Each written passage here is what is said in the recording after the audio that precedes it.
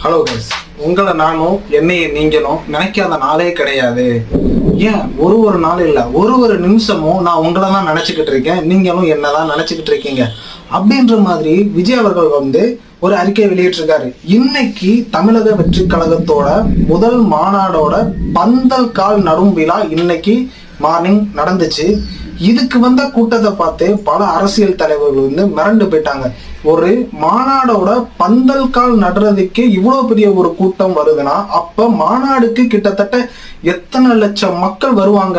கிட்டத்தட்ட ஒரு மாவட்டத்துல இருந்தும் 3 லட்சத்துல இருந்து 5 லட்சம் பேரை திரட்டி கூப்பிடணும்னு புசி ஆனந்த் அவர்கள் சொல்லியிருக்காரு. இடையில அவர் பேசின ஒரு பேச்சு கூட ரொம்ப வைரலா மாறிச்சு. 27ஆம் தேதி உங்களுக்கு எந்த வேலை இருந்தாலும் பரவாயில்ல, ஏன் அந்த வேலையே போனாலும் பரவாயில்ல, டே என் தலைவனை நான் பார்க்க போறேன்டா, எனக்கு ஒன்றும் இந்த வேலையே தேவையில்லடா, என் தலைவன் கொடுப்பான்டா வேலை அப்படின்ற மாதிரி அவர் ஒரு பேசின பேச்சு ரொம்ப வைரலா போச்சு.